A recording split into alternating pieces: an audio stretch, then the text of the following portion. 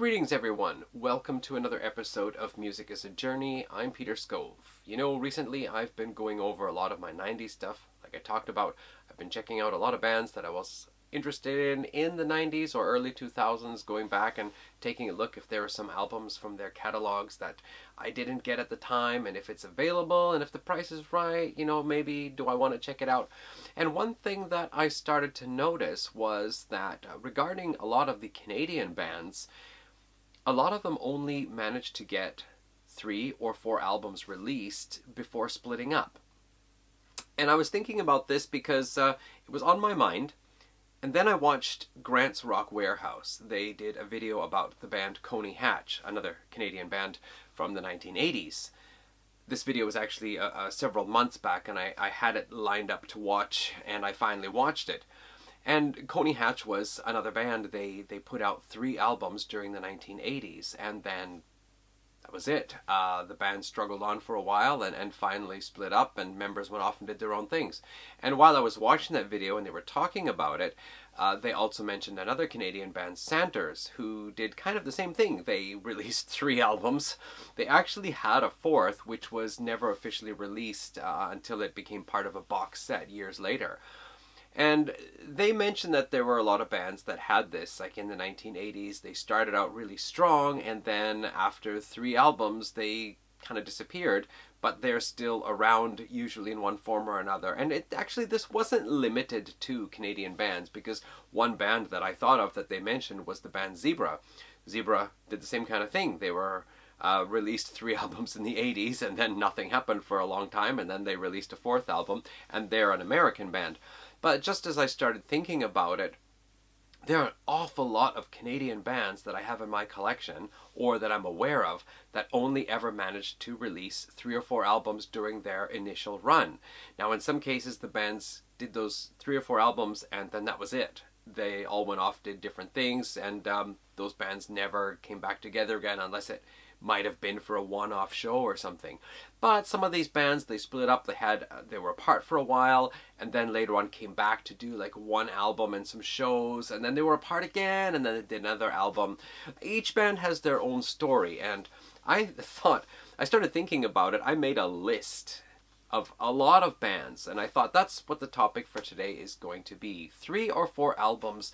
Is that some kind of Canadian curse? Now, of course, all Canadian bands don't run down this same road here.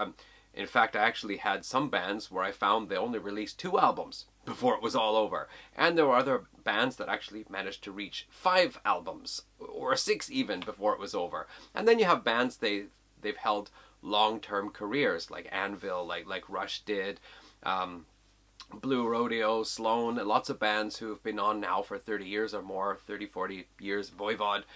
So it's not saying, you know, that if you're a Canadian band, you're probably only going to get 3 or 4 albums out in your career. And a lot of the bands that I actually have that have only 3 or 4 albums out, they're still going. They just started in the last 15 years or so. But anyway, what I want to do today is to take a look at, I think it's 25 bands. So that's going to make for a very long video if I talk tons about each band. So I am not going to talk tons. Let me introduce to you 25 Canadian bands then that went down that 3 or 4 album route. And I'll mention those that recorded more, released more later on. So let's get started here. So starting off with 1972, this is A Foot in Cold Water, a hard rock band. They did the classic song Make Me Do Anything You Want, which was a hit in Canada, covered later on by Helix in 1984. This is their first self-titled album. Their second album, A Second Foot in Cold Water. I don't have it. I do have their third, All Around Us. And that was it. 3 albums, and yeah, on the third album, they actually re-released a shorter version of Make Me Do Anything You Want with the hopes of getting airplay in the United States. Did not go over well enough. There was a single released ahead of a 4th album, but their label released the single, not much happened, and the label went bankrupt.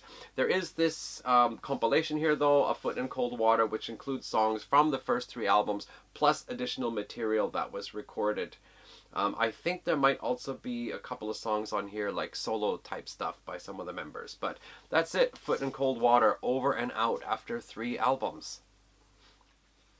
Also in 1972, Thundermug, their debut album, Strikes, they had a hit song on here with the song Africa, which is a really fun song, good grooving song. They actually wanted to release their cover of You Really Got Me by the Kinks, which I think they did. However, Africa seemed to be the song that took off. This was a really tight, hard rockin' band, at the time known as the loudest band. Well, they were called the loudest band in the world, but were they? Anyway, they were loud. Anyway, yeah, and their vocalist really good, that kind of like, raw throat, hard rock vocal style. So that was 72. Came out with Orbit in 73. Now this album continued with some of the hard rock style, heavy songs, but also started branching out a little bit more. And then 1974, Ta-Da, the last album. And again, branching out even more. Some of it a little bit whimsical, like getting to be more on the fun side. Then after that, the success was eluding them. Actually, their first 2 albums, a compilation of those 2 was released in the United States as their debut, and then this was released, I think, in 1975 in the US. But yeah, that was it. Joe DeAngelis left the band. The band actually did record a 4th album, Bill, Jim, and Ed, the remaining members, but that album was never released until just when? 2020, it was released by Axe Records, which has released all of Thundermug's albums. So, yeah, it's pretty good, but, it's not the classic band. And actually, a couple of the members here, Bill and maybe 1 or 2 of the other guys, they actually reconvened in the 90s and released a couple of albums then. But yeah, 3 albums, and that was it for Thundermug. Got a similar story again here with Moxie. I think a lot of people know of Moxie because of Tommy Boland's participation on their first album. But yes, they released this debut album in 1975. Got a lot of praise, I think, or at least it seems nowadays that it did. 1976, Moxie 2. Good, solid, heavy hard rock here. And Ridin' High, their 3rd album in 1977. Then the vocalist Buzz Sherman leaves, and they bring in Mike Renoski. It is Yes, Mike Renoski, later on to be known as Mike Reno, the vocalist for Loverboy. And they recorded 1 album called Under the Lights, which was repackaged in 1980. But that was it, 4 albums, and again, the band was done. They did release a Moxie 5 in 2000. I'm not sure who was all involved there. And then 40 Years and Still Riding High in 2015. But their initial run, it was, again, 4 albums, and we're out of here. This next band did things slightly differently. This is Goddo with Greg Godovitz. They had an album debut, self-titled album in 1977. Let's see here then, in 1978, If Indeed It Is Lonely at the Top, Who Cares? It's Lonely at the Bottom Too. This is a really cool album. Then their 3rd one, which is called An Act of Goddo. And finally, in 1982, they released an album called Pretty Boys. And that was it. 4 albums. But wait, there's more. They actually did get together again in the 90s and recorded 2 albums, one in 1990, one in 1992, and then one more in 2003. They recorded 1 more album. Greg Godovitz has since written and released 2 books telling his tales as a musician, and he's got some pretty wild stories. He's the kind of punk rock guy in the hard rock scene in Canada. So, Goddo. And we've got Tease. Tease, this is their debut album from, let's see what it was, 1977. And again, they went through 4 albums, with the final album called Body Shots, released in 1980. They did actually have a bit of success in Japan and released a live in Japan. I think it's a Japan tour album. So Tease releasing 4 albums and a live album. And then they're done with 2. But Tease actually had a bit of attention recently because one of the songs off their last album was covered by Unleash the Archers as their Northwest Passage single B-side. So, yeah. How about Zon? Debut album back in 1978. Back Down to Earth 1979. I'm Worried About the Boys 1980. Done. Jeez. Listen to me talk about these bands' careers in like 10 seconds. What else do we have here? The Hunt. Another good solid hard rock band out of Montreal. A little bit on the progressive side. Debut 1977. Back on the Hunt 1980. Thrill of the Kill 1982. Done. That's it for the Hunt. Man. Oh, Innocence. Ooh, this is Harlequin. This is their second album, Love Crimes, from 1980. So they debuted in 1979. Love Crimes, then they had an album in 82, 84, and Finito. Well, not quite. They actually got together in the 2000s and released an album in 2004 and 2007. But, you know, big jump since the 1980s. Santers. Talked about these guys. Melodic hard rock band out of Toronto. 4 albums. 3 of them officially released, and the 4th one never officially released, but was later on included on this box set. We've got Shot Down in Flames, the debut album, which I think was 1982. Racing Time, a great album, that one there. 1983. Guitar Alley, not bad. 1984. And Santers 4, the unreleased one here, complete album. And that's it. Santers, done. Who's next? Jeez, I think I've never gone through bands this quickly before. Headpins, 1982. Turn It Loud with Darby Mills. Great female vocalist. Really whiskey-throated singer. Lots of power. She's awesome. As well, Brian McLeod, the guitarist on here, also played guitar with Chilliwack. Line of Fire, 1983. Head Over Heels, 1985. The End. Darby Mills actually still, I think she released a solo album around early 1990s, I think it was. And she still apparently she has a website. She actually still tours and does vocals. She became a yoga instructor for a while, if I remember correctly. You'll probably know Don't It Make You Feel Like Dancing from this song here. The title track, Turn It Loud, is awesome. That's my favorite one of theirs. And Just One More Time, I think, was their hit song from their 3rd album in 1985.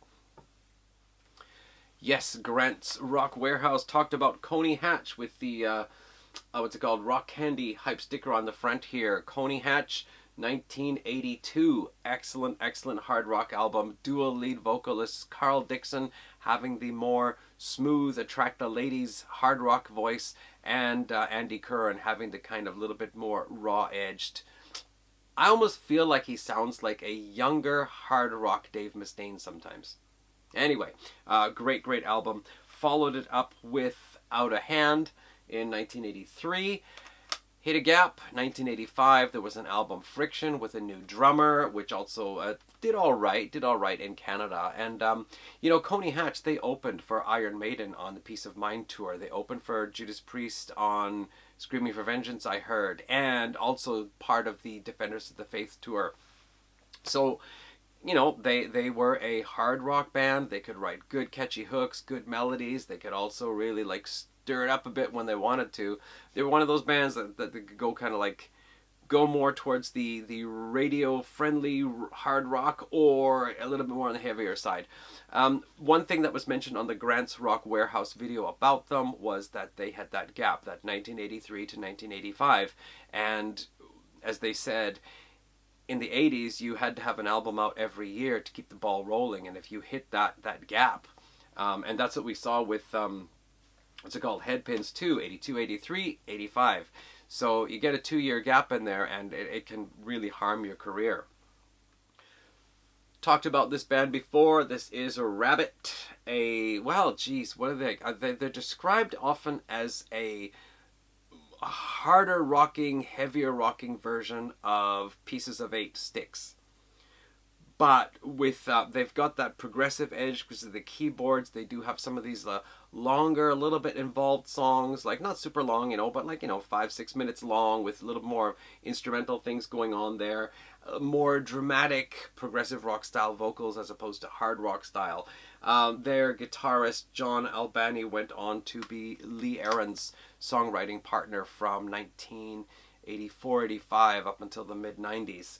But again, Rabbit, those two albums, they had a third album, we're talking 81, 82, third album in 83, and done deal, finito.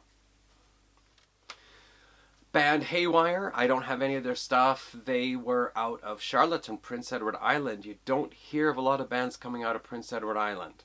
But they released their album Bad Boys in 1986. They had an album in 87. 1990s album Nut House. Sean Kelly has a lot of good things to say about that in his book about,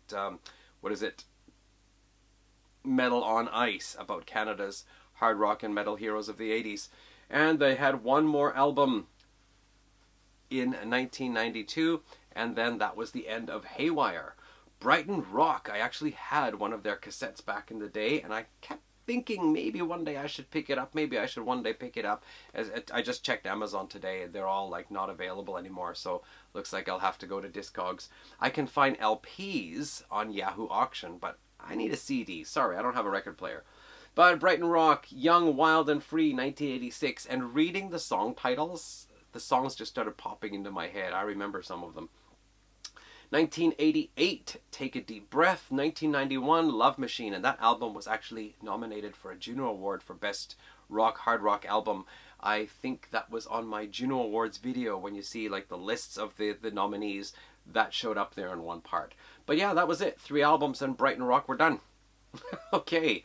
Kick-Axe. Yay. 1984 with Vices, On the Road to Rock. 1985 with Welcome to the Club. This is the Rock Candy reissue. I have another version as well. Another reissue. Another reissue. But that was it. Then, what was it? Rock the World in 1986 and Kick-Axe also. Done. 3 albums in the 80s. We're out of here.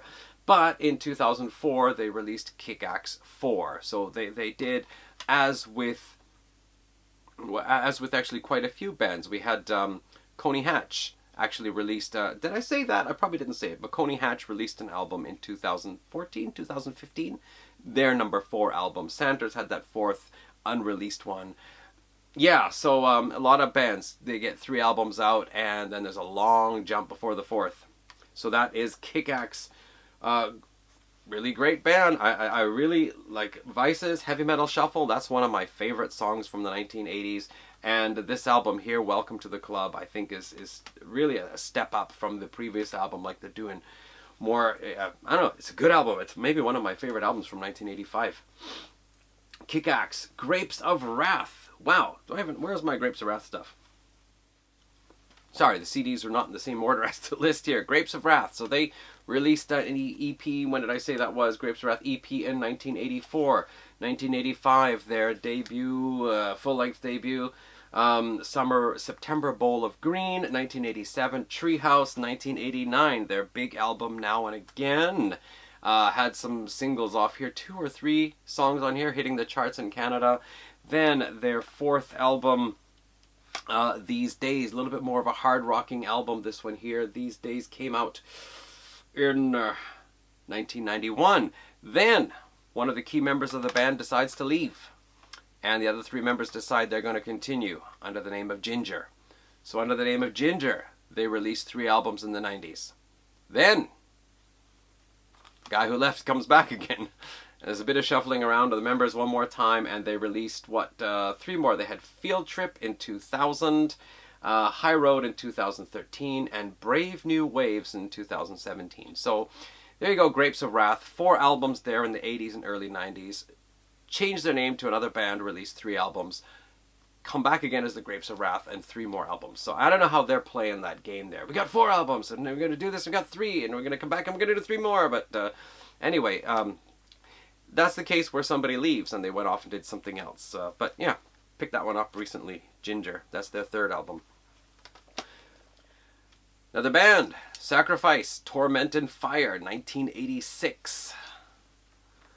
What do we say here? 1987, Forward Determination.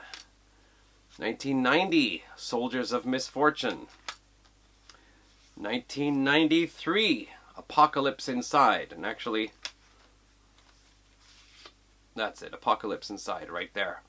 And that's it. That was 93. And at that point there, thrash metal wasn't really in vogue anymore. And the band said, if we're not going to play thrash, then we're not going to play anything. And they didn't. They went off and did other things. However, they did reconvene in the 2000s, and in 2009 they released a fifth album. What was it again now? The Ones I Condemn. Yeah, that's it.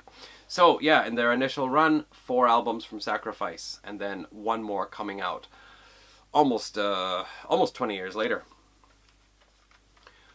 Right, we're not done yet. Figgy Duff, folk rock band out of Newfoundland. First album in 1980, second one 1982, third one 1989, Downstream, fourth album 1993. Shortly after this, one of the key members dies of cancer. The end of Figgy Duff, 4 albums. But I talked about this one recently, a couple of videos back, tier ranking albums of the 90s. This is actually really good if you like your folk rock. This is a damn good album. Ooh, one of Canada's biggies. I think I gotta check something here. My Mother Earth, debut album Dig in 1983, platinum and Juno Award for best hard rock album, awarded in 1994. 1996, Scenery and Fish, double platinum in Canada. Cool. Let me just tell you, I Mother Earth, they are like one of these 90s more groove-based alternative, heavy, hard alternative rock bands, but also, a lot of the slap grooving bass. They've got kind of Latin rhythms in the drums sometimes. Slightly on the progressive edge sometimes too, so it's really cool stuff anyway. But then their singer Edwin leaves. They get another singer in. Sorry, I forgot his name now. But they released another album here. What was this one here called now? Blue, Green, Orange. That's the name of the album, Blue, Green, Orange. And that one went to gold. That's 1999. And 2003, they do The Quicksilver Meat Dream. This one here, if you think Tool being really heavy and aggressive and lots of screaming, ease back on the screaming a bit, ease back on the heaviness a bit, but keep those challenging rhythms, still the heavy guitar without being too bombastic. This is like Tool's little brother. It's quite a good album, I like it. But that's it, I Mother Earth. They split up. What happened then? 2012, they had a reunion with their second singer, and then a couple of years after that, they reunited with their original singer, Edwin. Edwin also went off to do a couple of solo albums on his own too. But that's it, I Mother Earth, 4 albums. And, we're talking about a band that went platinum and double platinum in Canada. What happened? Econoline Crush, debut album 1995, Affliction, 1997's The Devil You Know, going, where are we here? Platinum in Canada.